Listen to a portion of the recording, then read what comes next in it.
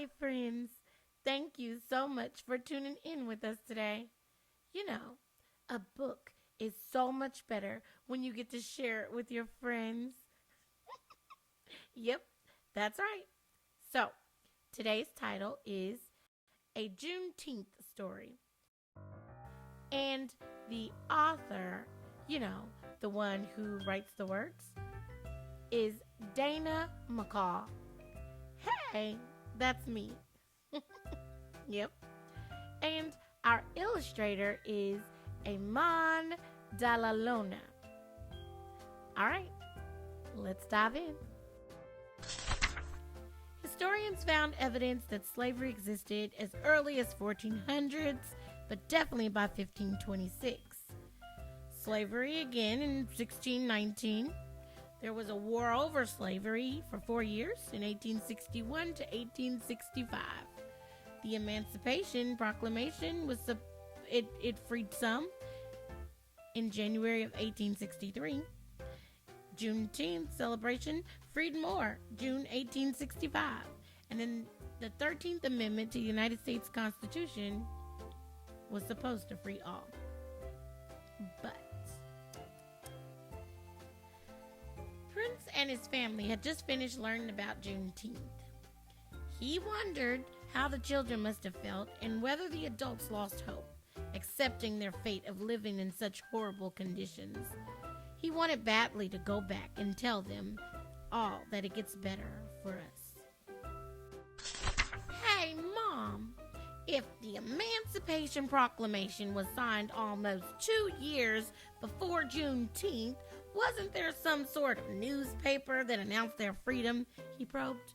Why didn't they just read? Those were times when it was against the rules for Africans to read, bro, she answered. What? Against the rules? Prince continued. No way, I can't imagine. Reading was a big part of Prince's day. He loved to read, and his parents required that he and his brothers read regularly.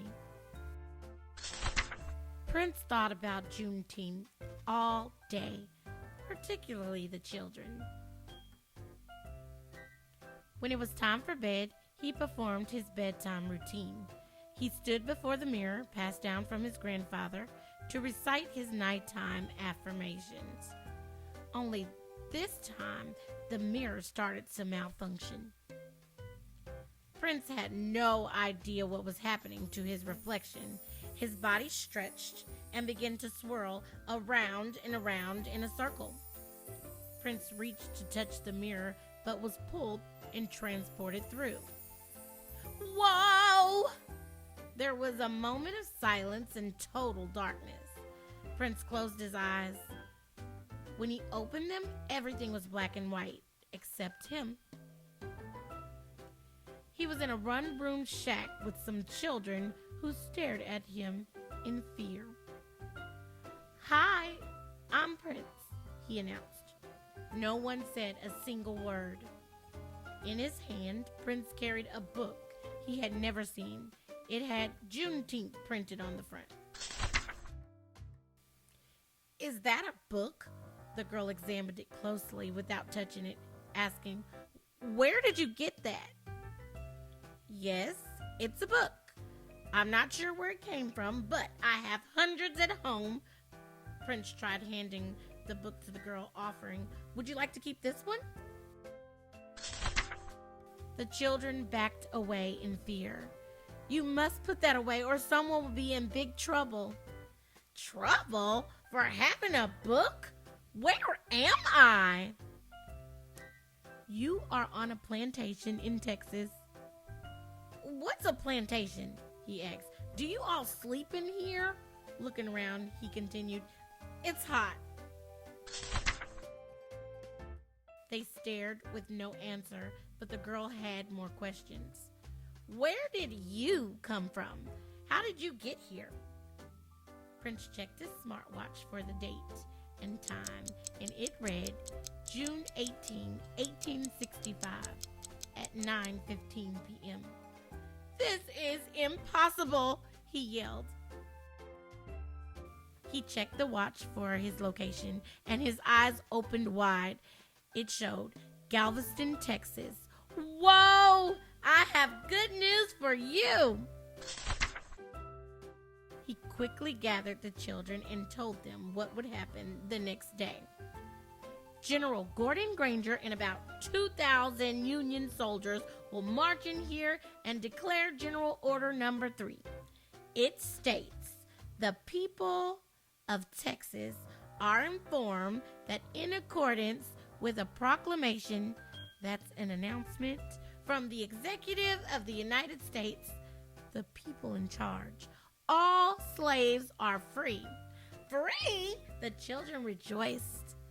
Prince continued, yes, in my time, we celebrate June 19, 1865. It's called Juneteenth.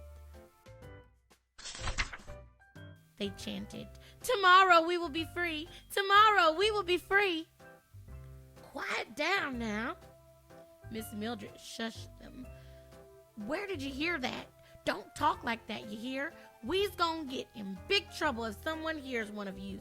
Now, who is making these troubles in here? The children pointed to Prince. Only Miss Mildred could not see him. She warned the children as she exited the shack. Go on to sleep now. Prince found a corner to rest, but he couldn't get comfortable. In these living conditions, he was sure rodents were creeping nearby. The next morning, the children woke up with hope in their hearts. They sang and they danced, but they still worked. Word traveled from one child to the next. The adults scolded them, saying, stop making trouble. The slavers could sense the change.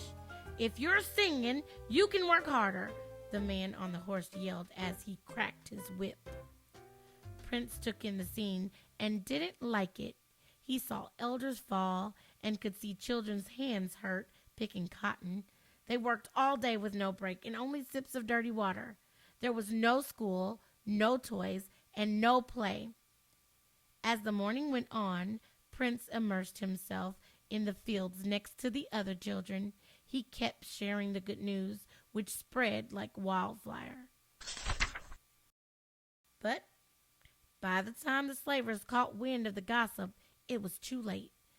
The sound of the soldiers marching in overtook the plantation, and the commander yelled, "Squadron, halt!" That is when it happened. General Granger sounded off, and the people rejoiced. They danced, they sang, they hugged one another.